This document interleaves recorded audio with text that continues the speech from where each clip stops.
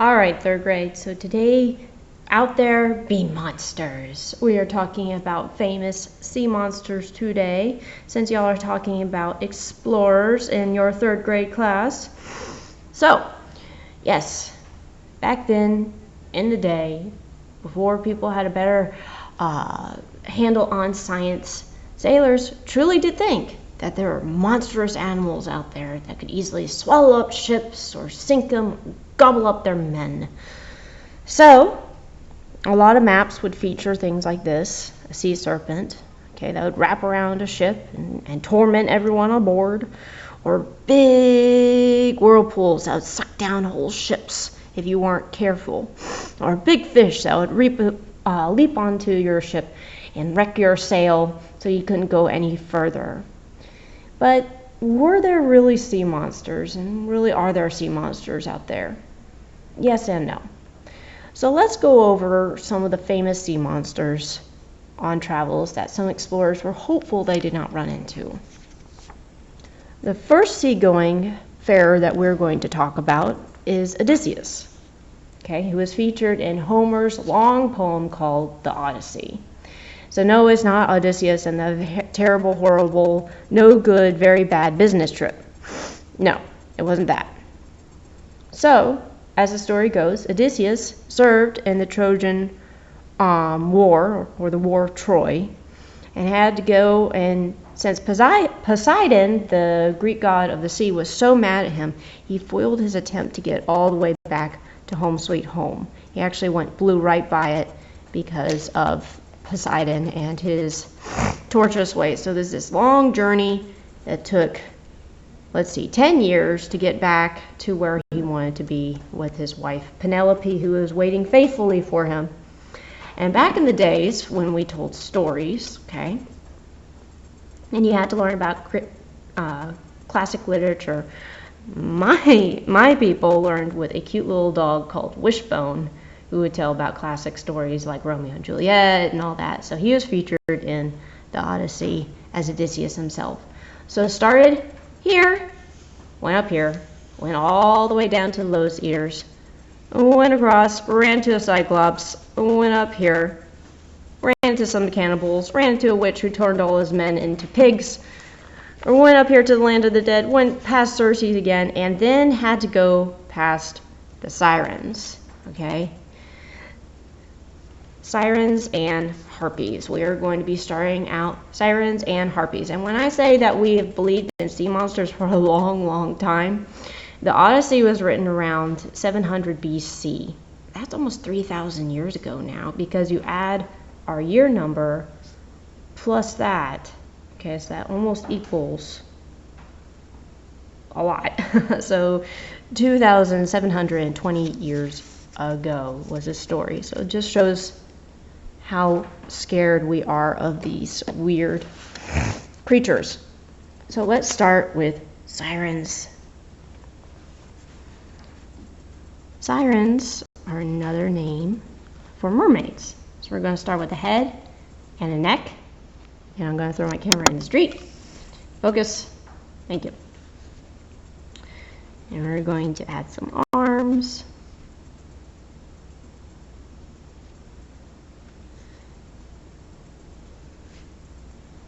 And they can be easy with little paddle hands. That's fine. Beautiful tops. Little waists. Hair that is blown by the sea breeze.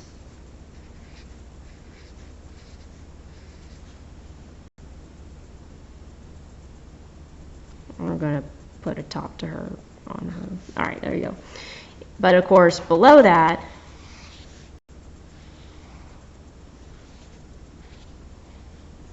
would be a fishtail. You can put some scales. So sirens, another name for mermaid. And sailors were afraid of this. They're considered a sea monster because they would lure in the soldiers and the sailors with their beautiful songs and then take them to the bottom of the sea, drown, and eat them. So no, not so beautiful after a while.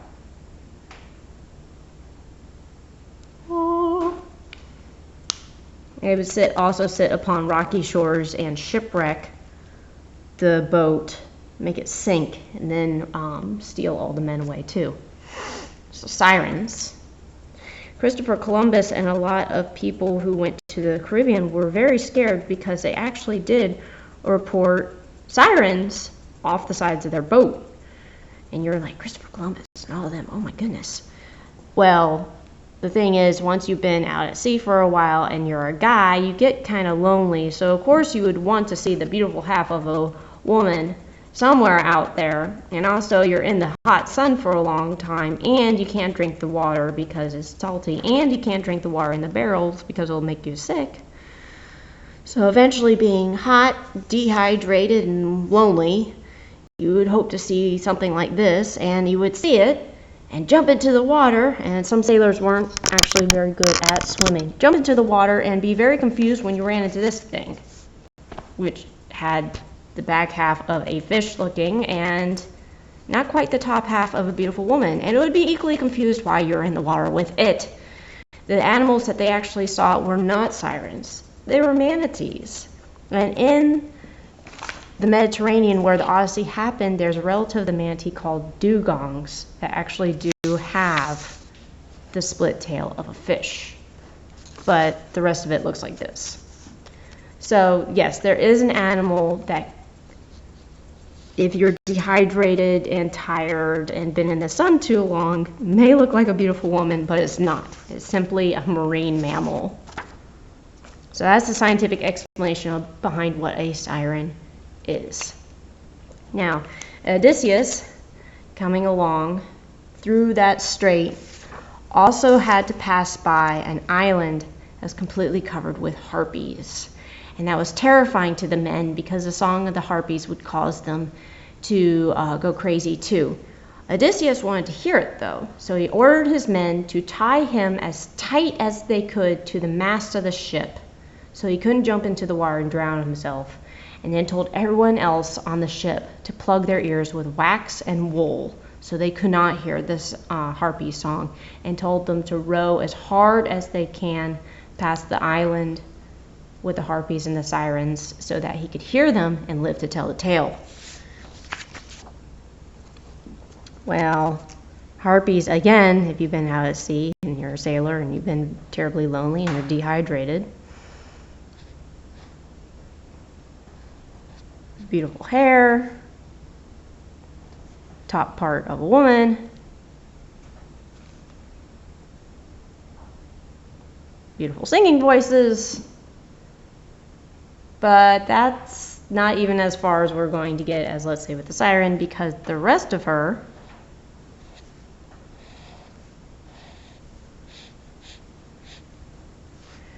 is a bird.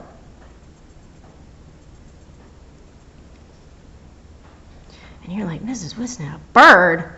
What are you talking about, Miss Wisnett? Yes, harpies are half woman and half bird. And some sailors were even terrified that the harpies would come and drag them off their ships and drop them onto the rocky shores nearby if they weren't too careful.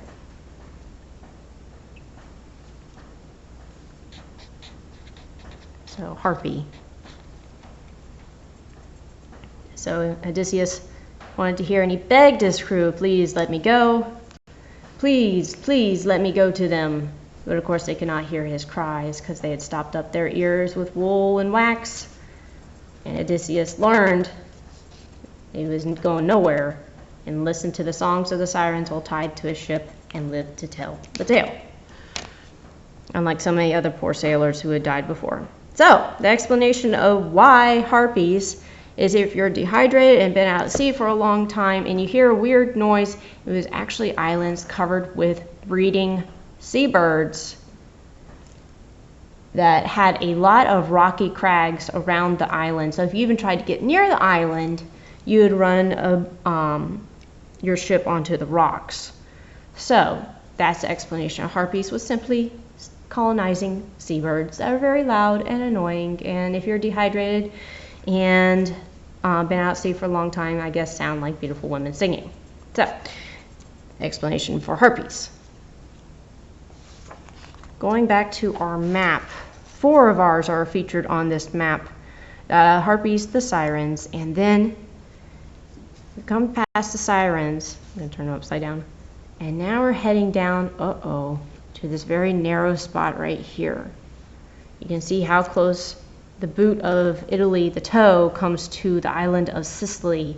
And this is what's called a strait, okay? So S-T-R-A-I-T, a strait. And water moves very fast through straits, okay? It's 2 canyons with a very narrow body of water through there. And since it's tidal, the water gets extremely choppy here. And there are 2 terrifying monsters sailors hated to hear about, Skyla and Chrybdis, who lived in this strait. And Odysseus had to make the hard choice between the 2 of them, which one he was going to sail closer to with his crewmates. So let's look at them. So Chrybdis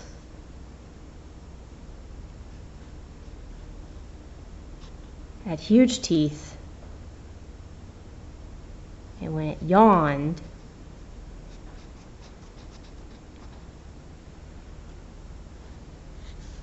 its giant mouth open,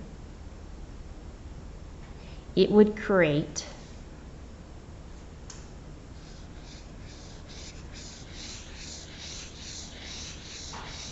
a giant whirlpool strong enough to suck down ships. So you can draw like a little boat being sucked down into it, to where it promptly eated everyone on board. I'm going to draw it with a lot of eyes. Eyes that point upward, looking for ships going by.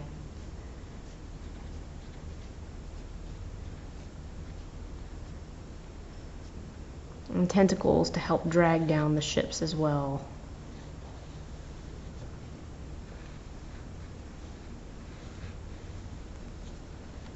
So Chrybdis was on one side of the strait, okay, on one side of the canyon, waiting to suck down anyone. So Chrybdis. So Odysseus had to choose whether he was going to sail closer to Chrybdis or if he was going to sail his boat and his crew closer to Skyla. The Skyla was equally as terrifying. Daughter of Echidna, the mother of all monsters in Greek mythology.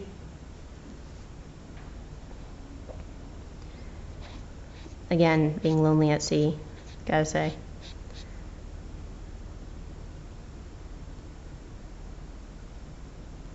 Had the beautiful head of a woman, top half of a woman.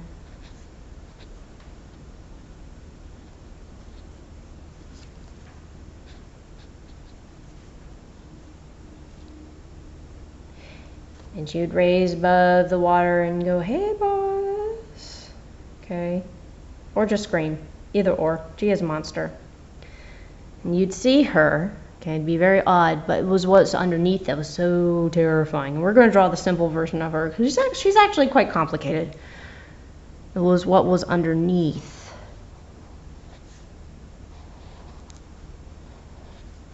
That was so terrifying. Skyla had 6 serpent-like heads.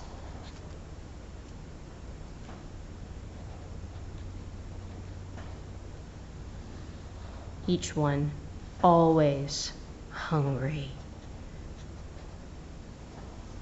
and very good at plucking away sailors from their ships. So, you knowing there are 2 giant monsters in this strait, Odysseus had to choose between Chrybdis or Skyla. He knew he could either lose his whole boat with Chrybdis, but if he managed to get past Chrybdis, Skyla in a fit of rage would kill everyone on board. Or he could choose Skyla and only lose 6 of his members, 1 to each head, and avoid Chrybdis altogether and sail safely on with 6 less crew members. So Odysseus had made the hard choice of sailing closer to Skyla and losing 6 members and going on down through his way. So, what's the scientific explanation between Chrybdis and Skyla? Well, when tides rush through a narrow area, they become extremely violent, okay? There's a few places in the world that this happens. And when they get extremely violent, a lot of them start to swirl, like underwater tornadoes. This is where whirlpools happen, and this is where the legend of Chrybdis happened as well. When the tides change out through the strait, whirlpools are often seen. And when the stories are told over and over again, exaggeration happens, and Chrybdis came out of that exaggeration. Now that's all fun and good. I can see that it easily makes a whirlpool, but Ms. Wisnet, what about this? Well, this is also a volcanically active area. And if an underwater volcano comes up and starts bubbling and fuming, as you said that Skyla was able to breathe fire too, that suddenly coming up underneath your ship would easily boil the ship into a place where it couldn't float, and it would be taken down, okay? Or the volcano, if it erupted past the top of the water, would also be able to shoot out fireballs. So Skyla is probably based off of underwater volcano in the area as well. So that's the explanation for those 2 monsters. So far we got a manatee or a dugong, a bunch of noisy birds, simple whirlpools, and volcanoes. So those are the 4 that are mentioned in the Odyssey. And Mr. Wishbone, I love you, but we're going to move on from your Odyssey. So everyone say bye to Wishbone. Okay, he's going away. Or maybe he'll watch from afar. I like him too much. All right, I'm going to turn the page to the next one.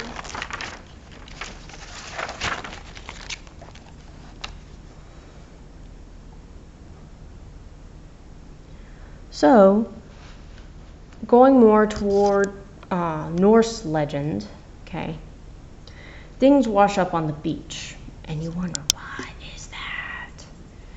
And sometimes people just couldn't believe their eyes. And the more and more you talk about it, like I said, it more and more exaggerates. You ever told about a fish and you caught it and it was this big, and the next time you told the story it got this big, and the next time you told the story it got this big? Well, same thing with sailor stories, is every time they told the story it got bigger and bigger and bigger. So imagine you're walking the beach and suddenly you run across something that looks like this. It's huge, and the more you talk about it, the huger it gets in your story. So these are 2 fully sized gentlemen who have found a giant squid washed up on the beach. This is in New Zealand, okay? But giant squids are found all around the world in deep seas, and you rarely ever see them alive. In fact, we only have recent surveillance video from under the sea of a live giant squid checking out a camera. So imagine you're out, it's nighttime or evening, and a giant squid has come to the surface to hunt, and you suddenly see it. Oh, and you've never seen anything that big. It looked like it was big enough to sink the boat. This is where the story of the Kraken comes in. The Kraken, a giant octopus with ragingly large eyes that glowed in the dark.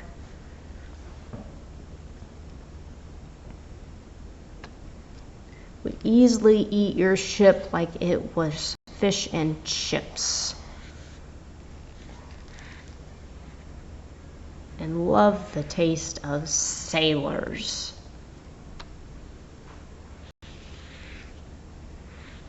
Kraken. You might, if you've watched the Pirates of the Caribbean, the second one, seen how the Kraken is much feared by sailors. So a giant squid or octopus-like monster would come up, wrap its tentacles around your sail and break it in two, drag the rest down, pick off the sailors one by one. So the Kraken became that, but really it's just giant squids, and no, they don't get large enough to sink your boat. Just guys being too scared out at sea. All right, so that's more from Norse mythology, from Norway, from Sweden, okay? But in medieval times, just like this map was drawn in late medieval times, people were still scared from all over Europe about these monsters as they explored more and more of the oceans. So the next one would easily eat all your crew members and wrap itself around your boat and submerge it. The French had one that was capable of spewing out water to the point that it would just simply swamp and sink your boat.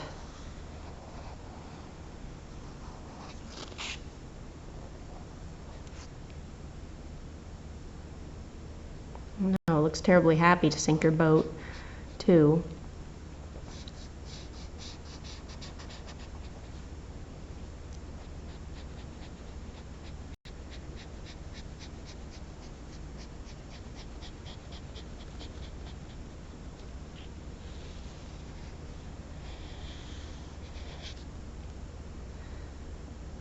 Giant, terrible sea monsters, simply known as sea serpents.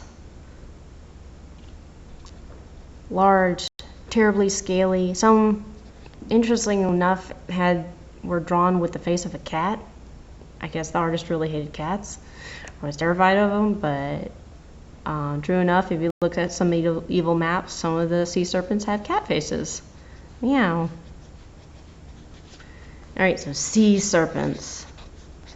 Now there's all sorts of fish that can be thought of as sea serpents, okay? But none as big enough as the legends say that can sink your boat and everything. There is a type of fish that looks terribly like this though. It can't hurt people. It loves to eat things like jellyfish and smaller fish. And it doesn't even really have any noticeable teeth in its mouth. It definitely does not circle around ships to sink them like this dude, okay? But if it's sick enough, it comes up from the twilight zone in the ocean to, well, it's sick. It doesn't know which way is up and which way is down. And usually it's seen floating on its side in the water. It's called an oarfish. And they can get up to 25 feet long. You can see these gentlemen have found a pretty large one, about 12 feet long. Not the longest one on record. But you can see why this would be mistaken as a sea serpent if you saw it swimming on its side while being sick. Very rarely seen. So suddenly it became that in legend. And then last but not least,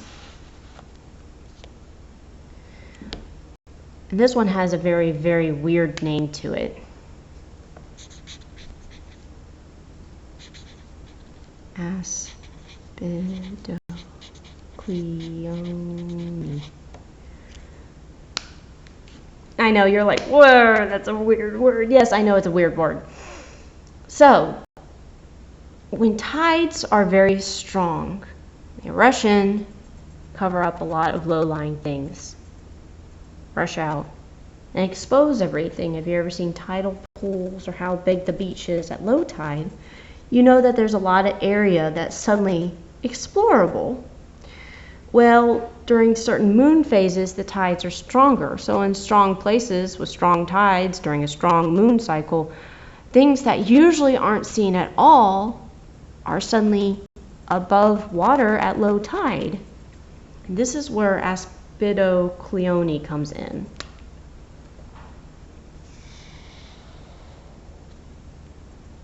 Literally looked like an island. It has trees on it. And bushes. And usually it was fabled to have like fruit trees on it too. That's a good place. Looked great. To a tired, hungry sailor who'd been out at sea for a while, all these berry bushes and lovely things and green trees. Great place to finally get off the boat and stretch your legs and get new supplies and maybe find some good clean water to refill your barrels with for cooking. Find some fresh fruits and vegetables. Only problem was finding this island. You hoped it wasn't an Aspidocleone because of what was underneath. Because it wasn't an island at all.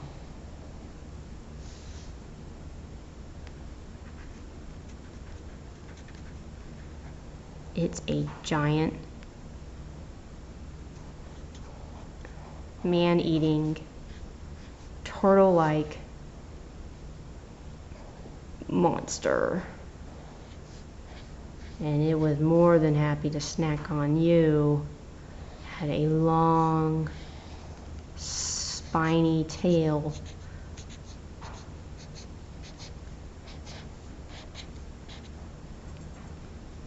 Big, monstrous cat-like eyes. And what it would do is wait for all the men to go, yay, yay, yay, there's fresh land, oh yay. Oh yeah, look at this fruit tree. Oh yeah, woo. Wait for everyone and someone to hook the boat up to the island, moor it, okay, and they'd put down anchor. Onto the back of this beast who is hiding just underwater. Oh, well, the boat, okay, just underwater. To suddenly submerge itself, taking the boat and the men down, down, down into the sea to gobble up everyone and smash the ship. What a terrible fate. But this is simply small islands that were only visible at low tide during certain moon cycles in the world. Okay? And of course, I mean, people saw sea turtles and they could think those were Aspidocleone babies. So those are the sea serpents that we are covering today. I hope you enjoyed the lesson. Color them if you want, and have a good rest of your day. Bye-bye.